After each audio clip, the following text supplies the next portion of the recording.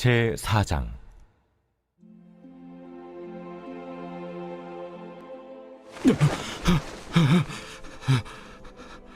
내게 말하던 천사가 다시 와서 나를 깨우니 마치 자는 사람이 잠에서 깨어난 것 같더라. 그가 내게 묻되, 내가 무엇을 보느냐?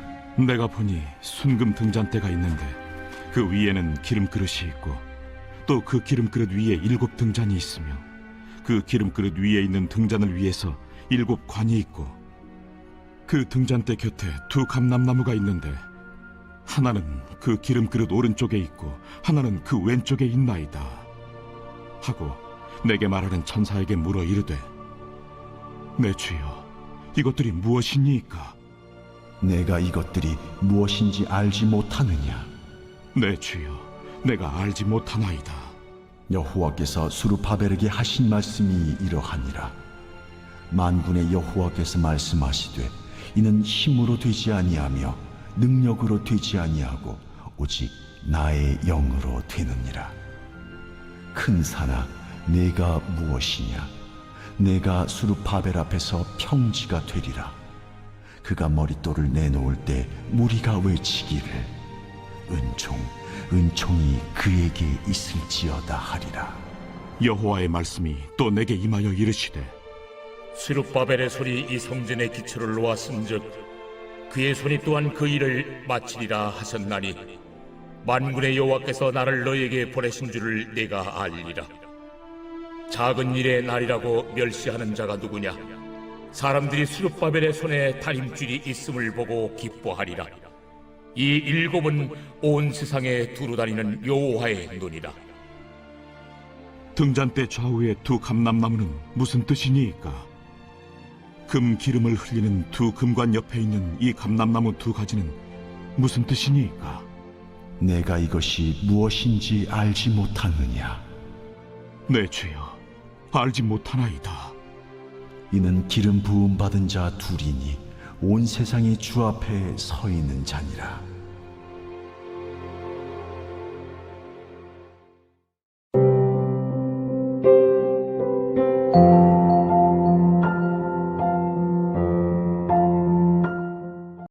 여러분 반갑습니다. 오늘도 큐티로야는 기막힌 하루입니다. 본 말씀 스가랴 4장 1절부터 14절의 말씀입니다.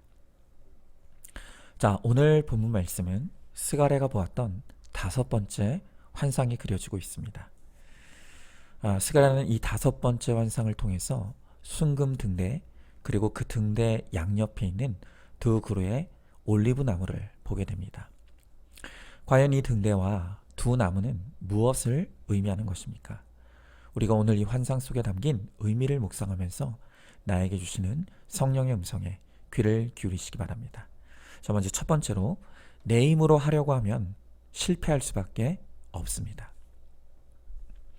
자, 방금 말씀드린 것처럼 오늘 스가랴는 환상 중에 순금 등대를 보게 됩니다. 여러분들이 이 등대 모양이 궁금하시면 인터넷에서 스가랴 그리고 순금 등잔대를 한번 쳐보시면 금방 그 이미지가 나올 것입니다. 스가랴는 이 등대의 의미가 무엇이냐고 천사에게 묻습니다. 그러자 이 천사가 등대의 의미를 이렇게 설명하죠. 6절의 말씀입니다. 그가 내게 대답하여 이르되, 여호와께서 스룹바벨에게 하신 말씀이 이러하니라. 만군의 여호와께서 말씀하시되, 이는 힘으로 되지 아니하며 능력으로 되지 아니하고 오직 나의 영으로 되느니라. 여러분, 이 등대의 역할은요, 빛을 담는 그릇이죠. 등대 자체가 빛을 내는 게 아닙니다. 빛을 담는 그릇이라는 말입니다. 여러분, 그러면 빛은 누구입니까? 하나님입니다. 여러분, 이 등대가 빛을 담아내면 가치 있는 물건이 되지만 빛을 담지 못하는 등대는 그냥 쓰레기에 불과한 것입니다. 마찬가지로 하나님께서 함께 하시는 인생은 가치 있는 인생이 되지만 하나님이 없는 인생은 쓸모없는 쓰레기 인생이 될 수밖에 없는 것입니다. 자, 여러분, 죄가 들어오기 전에 창조 세계에서 원래 인간의 주인은 하나님이셨습니다. 인간은 하나님의 통치권과 또 주권 안에서 하나님이 공급해 주시는 은혜를 힘입어 살아갔습니다. 그랬기에 처음 세계에서 인간은 부족함이 없었고 두려울 것도 없었고 힘든 것도 없었습니다. 자, 그런데 인간이 죄를 가지고 들어오면서 그들이 하나님의 다스리심과 통치를 거부하고 자기 자신이 주인 노릇하기 시작한 것입니다.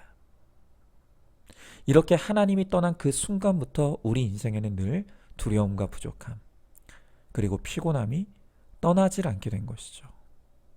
여러분 왜 그렇습니까? 한번 생각해 보십시오. 만약 5살짜리 어린아이에게 자동차 운전대를 맡기면 어떤 일이 일어날까요? 사고 나죠. 다 죽습니다. 그런데 여러분, 우리가 바로 그 일을 하고 있다는 것입니다.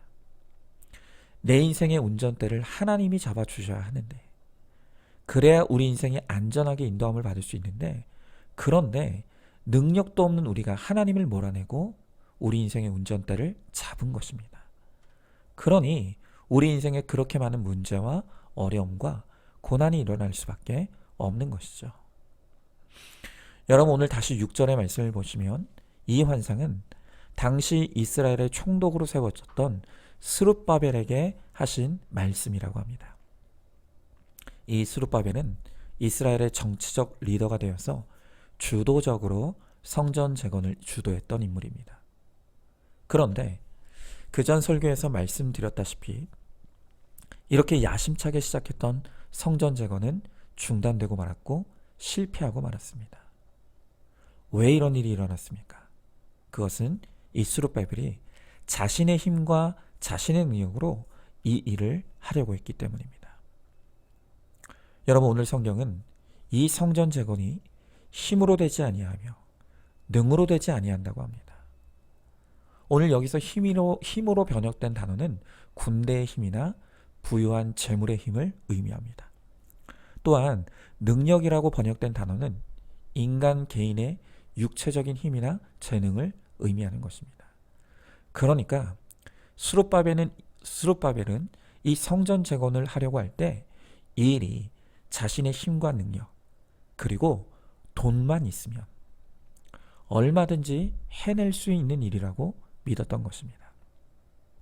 그런데 막상 해보니 그게 아니었던 것이죠.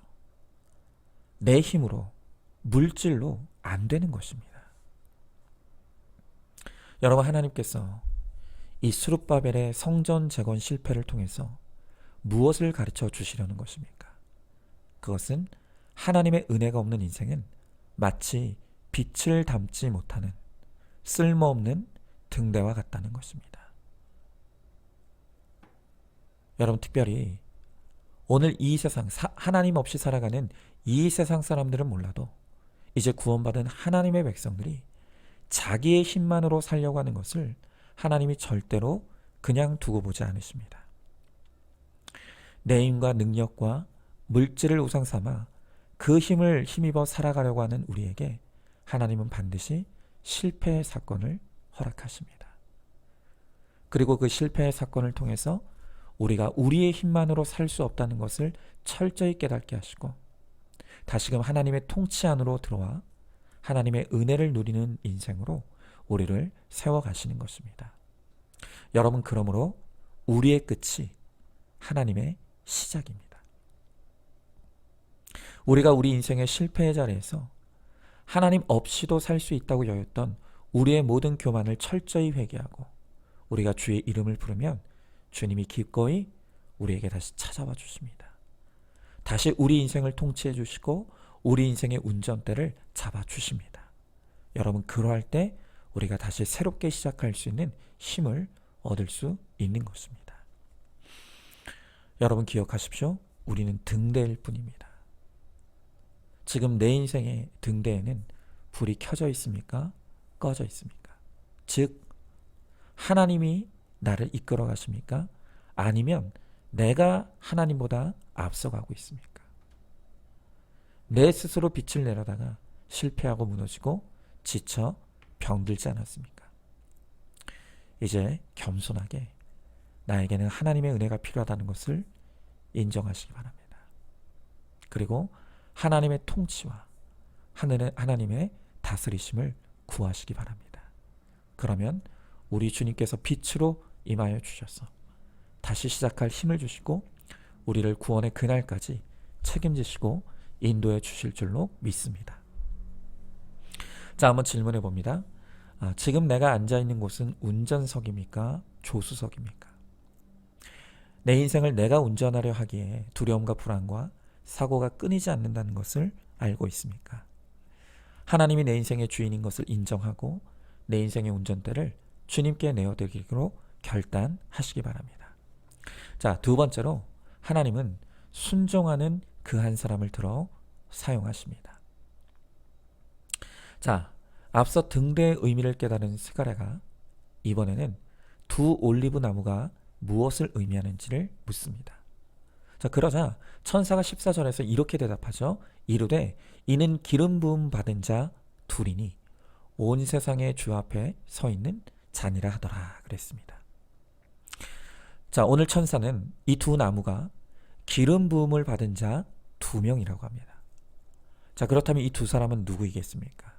그들은 바로 어제 말씀에서 보았던 대제사장 여호수아 그리고 오늘 말씀의 주인공인 총독 스룹바벨을 의미합니다. 이들은 이스라엘 민족을 위해 하나님의 기름 부음을 받아 세워진 종교 지도자와 정치 지도자였습니다. 그런데 앞서 보았던 것처럼 이들이 하나님의 기름 부음을 받고 세워졌음에도 불구하고 자기 힘과 능력으로 하려다가 성전 재건에 철저하게 실패하고 말았습니다. 그래서 이제는 내 힘이 아닌 하나님의 이름으로 또한 성령께서 공급해 주시는 그 지혜의 힘과 능력으로 이해해야 한다는 것을 그들이 비로소 깨닫게 되는 것입니다. 여러분, 하나님은요, 오늘도 하나님의 나라의 역사를 사람을 통해서 이루어 가십니다. 그러면 하나님이 찾으시는 그 사람이 누구입니까? 하나님은 재능과 능력이 있는 사람을 찾지 않으십니다.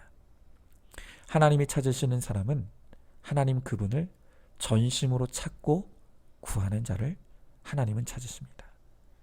그리고 하나님을 구하는 자들에게 하나님은 재능도 주시고 힘도 주시고 능력도 주셔서 감당할 수 있는 일을 하게 하시는 것입니다.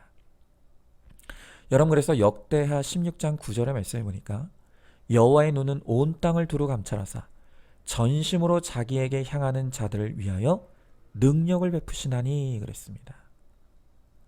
여러분, 하나님은요, 결단코 자기 능력을 의지하고 자기 재능을 과시하는 사람들을 사용하지 않습니다. 하나님께서 원하시는 것은 전심으로 자기에게 향하는 자, 전심으로 하나님을 구하는 자, 바로 그들을 주님이 사용하신다는 것입니다.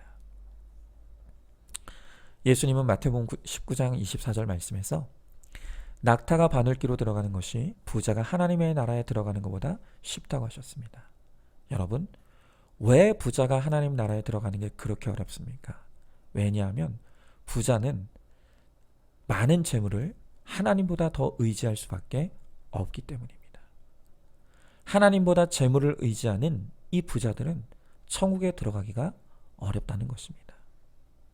여러분, 그런데 이 말씀은 또한 타고난 재능과 능력이 많은 사람에게도 동일하게 적용이 됩니다. 여러분, 재능이 많은 사람은 성령의 능력보다 자신의 능력을 의지합니다. 그래서 성령의 능력보다 자기 재능을 앞세우는 사람이 온전히 하나님 앞에 쓰임받기 어려운 것입니다. 여러분, 결국 이 성령님의 능력이 역사하는 데 있어서 가장 큰 장애물은 다름 아닌 나 자신입니다. 자기 자신으로 가득 차 있는 사람은 하나님으로 채워질 수가 없습니다. 그래서 미국의 영적 대각성을 이끌었던 D.L. 무디는 말하기를 우리가 십자가에서 스스로에 대하여 죽는다면 성령 하나님이 임재하시는 것을 오랫동안 기다리지 않아도 된다 라고 말했습니다. 다시 말하면 성령의 충만함이 임하는 비결은 바로 내가 십자가에서 죽는 것입니다. 내가 비워지는 것입니다. 여러분, 믿음이 깊어진다라고 하는데 믿음이 깊어진다는 게 뭡니까? 믿음이 깊어진다는 것은 한마디로 말하면 내 힘이 빠지는 것입니다. 한번 모세를 보십시오. 우리 생각에는 젊었을 때 그리고 애굽의 왕자의 지위를 누리고 있던 시절의 모세가 하나님께 쓰임받기에 적당해 보입니다. 그런데 하나님은요, 그 좋은 젊은 시절, 그 좋은 애굽의 왕자의 지위를 누리던 시절을 다 흘려보내시고 그의 나이 80세가 돼서야 그를 부르셔서 사용하십니다. 여러분 왜 그랬겠습니까? 그 80년의 세월은 모세의 몸에 힘이 빠져나가는 시간이었던 것입니다. 모세의 생각과 가치관, 그리고 옳고 그름, 또한 자신의 재능과 능력이 가득 차 있는 상태로는 하나님께 순종할 수가 없는 것입니다. 하나님께 쓰임 받을 수가 없는 것입니다. 그래서 하나님은 모세의 몸에 힘이 다 빠져나갈 때까지 기다리셨다가 마침내 때가 되었을 때 그에게 임하셔서 그를 통해 역사하셨던 것입니다.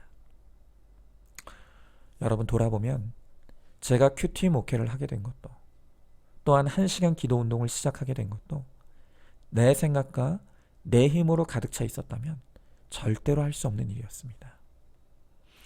하나님께서 저에게 큐티 목회의 비전을 주시기 전에 저에게 먼저 하셨던 것이 바로 고난을 통해 제 몸에 힘을 빼는 시간을 주셨던 것입니다. 제가 이렇게 제 몸에 힘이 빠져나가는 시간들을 거쳐갔기에 제가 순종할 수 있었던 것이죠. 만약 제 생각대로 했다면, 여전히 저의 생각이 왕노릇했다면 저는 절대로 큐티 목회에 순종하지 못했을 것입니다. 1시간 기도도 마찬가지입니다.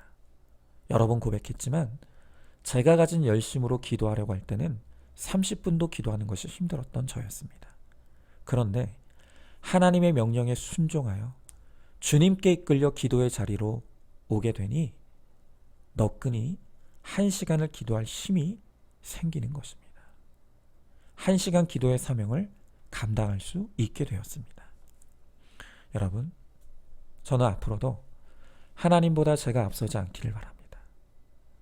제가 하나님의 일하심에 통로가 되기를 원하고 하나님의 은혜의 빛을 담는 그릇이 되기를 원합니다.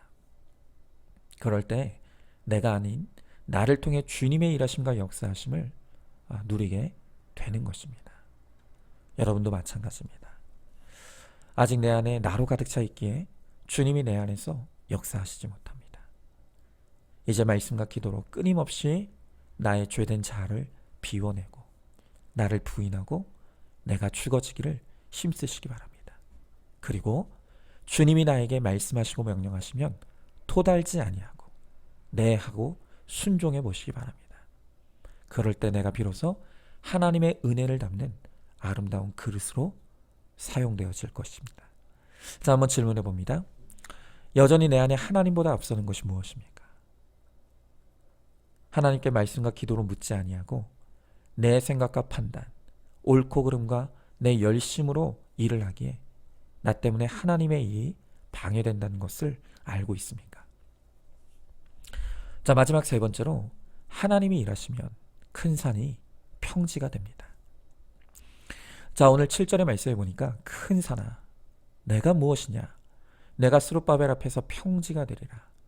그가 머릿돈을 내놓을 때 무리가 외치기를 은총이 내게 있을지어다 하리라 하셨고 그랬습니다.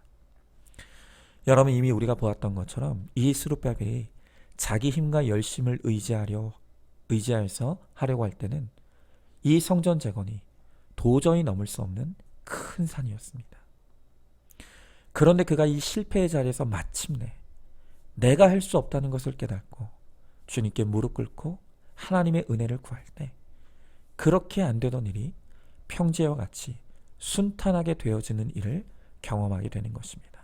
여러분, 그렇습니다. 자기 힘으로 일하면 평지도 큰 산처럼 어렵고 하나님의 힘으로 일하면 큰 산도 평지처럼 순탄해집니다. 여러분, 기도가 무엇입니까? 기도는 한마디로 내가 이제는 하나님의 힘으로만 살겠다는 자기 부인의 선언입니다. 여러분, 그래서 기도라는 것은 교만한 사람은 죽었다 깨어나도 할 수 없는 것이 기도입니다. 나를 부인하고 하나님을 인정하지 않는 이상 절대로 기도의 자리에 오래 머무를 수가 없는 것입니다. 왜 그렇습니까? 내 힘으로 살려는 교만한 사람은 이렇게 가만히 주님만 부르며 앉아있는 이 기도의 시간이 쓸모없게 여겨지고 아깝게 여겨집니다. 이 시간에 차라리 내가 나가서 일 하나라도 더 해야 할 것 같고, 사람 쫓아다녀야 할 것 같고, 부지런히 움직여야 할 것 같은 것입니다. 기도만 한다고 될 것 같지가 않은 것이죠. 여러분, 그래서 이 교만한 사람들은 이렇게 묻습니다. 기도하면 다냐? 기도만 한다고 되냐? 여러분, 됩니다. 기도하면 됩니다. 기도가 다입니다. 여러분, 한번 보십시오. 내가 그렇게 열심히 하고 부지런히 하고 안간힘을 써서 내 인생에서 내 맘대로 된 게 뭐가 있습니까? 내 인생, 내 자녀, 내 가정, 내 뜻대로 된 것이 있습니까? 없지 않습니까? 여러분, 설령 내가 계획해서 된 것이 있다고 해도 그건 오히려 더 큰 문제입니다. 왜냐하면 내가 생각해서 내 계획대로 됐다고 생각하면 내가 하나님이라고 착각할 거 아닙니까? 내 교만의 병이 더 깊어질 것입니다. 여러분, 기도는 내가 할 수 없다는 겸손한 믿음이 갖추어진 사람만이 하는 것입니다. 내 인생의 주의 은혜를 구하고, 내 자녀에게 하나님의 은혜를 구하고, 내 가정과 목자, 또 교회, 이 민족 가운데 하나님의 은혜를 구하는 그 한 사람을 통해 주님은 큰 산이 평지가 되는 은혜를 베풀어 주시는 것입니다. 자, 오늘 여러분 앞에 그 큰 산 같은 문제가 무엇입니까? 절대 변할 것 같지 않은 그 남편과 아내, 그 자녀가 큰 산입니까? 도저히 끊어낼 수 없는 나의 죄와 중독이 큰 산은 아닙니까? 여러분, 이 시간 제가 고백하고 싶은 저의 큰 산이 하나 있습니다. 제 인생에서 제 힘으로는 도저히 넘어설 수 없는 저의 큰 산은 바로 설교입니다. 매일 우리 성도들은 주림 배를 움켜쥐고 엄마가 해주는 밥을 기다리는 아이처럼 목사가 전하는 영의 양식을 기다립니다. 그런데 저에게는 매일 그렇게 만족할 만한 영의 양식을 공급해줄 힘도 능력도 부족합니다. 그래서 저는 매일 설교 준비를 하기 위해 말씀 앞에만 서면 마치 큰 산 앞에 서 있는 것 같은 절망감과 두려움에 사로잡힙니다. 오늘은 이 말씀 속에서 내가 무엇을 전해야 하나? 정말 막막할 때가 한두 번이 아닙니다. 아니, 솔직히 매일이 그러한 막막함의 연속입니다. 그래서 제가 확실히 하나 깨닫는 것이 있습니다. 그것은 설교는 제 힘으로 할 수 있는 것이 아니라는 것입니다. 이런 이유로 저는 하나님 앞에 매일 간절하게 기도합니다. 하나님, 내게 말씀을 열어주십시오. 제게 깨닫는 지혜를 주십시오. 그리고 그것을 잘 전달할 수 있는 언변을 저에게 주십시오. 하나님 앞에 매일 이 설교를 놓고 은혜를 달라고 기도합니다. 그리고 오늘 저는 이 말씀에 의지하여 하나님 앞에 또한 기도합니다. 하나님, 이 설교의 큰 산이 평지가 되는 은혜를 주시옵소서. 은혜 주시지 않으면 이 설교의 큰 산을 끝까지 감당할 수 없사오니 큰 산이 평지가 되는 은혜를 저에게 베풀어 주시옵소서. 저는 오늘 이 말씀을 붙잡고 하나님 앞에 기도하려고 합니다. 여러분, 오늘 우리 인생에 각자의 큰 산이 있습니다. 비록 막막하고 답답하고 힘들지만 바로 그 큰 산이 있기에 오늘 우리가 이 기도의 자리에 있을 수 있는 것입니다. 여러분, 오늘 이 시간 우리의 큰 산을 바라보며 하나님께 주의 은혜로 평지가 되는 은혜를 구하시기 바랍니다. 그러면 나는 넘어설 수 없지만, 나는 절대로 넘어설 수 없지만 주님과 함께하기에 주님의 은혜로 그 큰 산이 넘어지는, 극복되어지는 은혜가 반드시 우리에게 임하게 될 줄로 믿습니다. 여러분, 특별히 오늘 여러분들 구원을 위해 기도하시기 바랍니다. 구원은 정말 전적으로 하나님의 은혜가 아니면 불가능한 큰 산입니다. 하나님, 내 가정에 구원의 큰 산이 평지가 되어 속히 하나님의 구원이 임하게 하여 주시옵소서. 그리하여서 우리 평생에 하나님이 베푸신 그 큰 역사를 바라보며 은총을 고백하고 찬양하는 저와 여러분, 우리 모두가 될 수 있기를 주님의 이름으로 축복합니다. 자, 한번 질문해 봅니다. 지금 내 인생의 큰 산과 같은 문제가 무엇입니까? 그것을 내 힘으로 넘어서려고 하고 있지는 않습니까? 그 큰 산 앞에서 하나님이 우리에게 요구하시는 것이 바로 1시간의 기도라는 것을 알고 있습니까? 그 큰 산을 놓고 기도함으로 큰 산이 평지가 되는 은총을 누리게 되기를 소망하시기 바랍니다. 자, 오늘도 4월 15일 보석상자입니다. 피할 수 없는 인생의 고통이 축복이 되기 위해서는 자기 죄를 알아야 합니다. 내 죄를 깨닫고 나면 나 같은 죄인 살리신 주님의 은혜 때문에 무엇을 하든 구원을 목적으로 하게 됩니다. 아멘. 우리 함께 기도하겠습니다. 주님, 오늘 주님께서 이 말씀을 통해 다시금 우리들에게 주의 은혜를 깨닫게 하십니다. 오늘 주님은 이 말씀을 통해서 우리가 결코 우리의 힘으로만 살 수 없는 인생인 것을, 하나님의 은혜의 빛이 임해야 우리가 살아갈 수 있는 인생임을 오늘 주님이 우리들에게 깨닫게 하십니다. 또한 오늘 주님은 오늘 우리가 정말 하나님을 의지하는 인생이 될 때 비로소 큰 산과 같은 문제가 평지가 되는 은혜가 임하게 될 것이라고 오늘 주님이 우리들에게 약속해 주십니다. 하나님, 오늘 우리들에게 정말 큰 산과 같은 구원의 문제가 있습니다. 큰 산과 같은 내 힘으로는 도저히 넘어설 수 없는 죄의 문제가 있습니다. 중독의 문제가 있습니다. 우리의 아픔과 괴로움이 있습니다. 그러나 하나님께서 우리 앞에 이렇게 큰 산을 주신 것은 그 큰 산 앞에서 내가 할 수 없음을 깨닫고 하나님의 은혜를 구하라고, 하나님의 은혜의 자리로 돌아가라고 하나님께서 이 큰 산을 우리들에게 허락하신 줄로 압니다. 주님, 이 큰 산 앞에서 겸손하게 하시고 주의 이름을 부르며 잠잠히 말씀의 자리, 기도의 자리에 머물러 하나님 겸손히 주의 은혜를 구함으로 말미암아 우리가 주님이 주시는 힘과 은혜와 능력으로 주와 함께 그 큰 산을 능히 넘어서는 하나님 축복이 임하게 하여 주시옵소서. 그래서 우리의 평생에 나를 통해 주님이 이루신 그 은총을 노래하며 간증하는 우리 모두가 되게 하여 주시옵소서. 믿사오며 사랑이 많으신 우리 예수님 이름 받들어 기도드리옵나이다. 아멘. 오늘도 큐티로 기막힌 하루를 살아내는 하늘가족 공동체 우리 모든 성도님 되시기를 주님의 이름으로 축복합니다.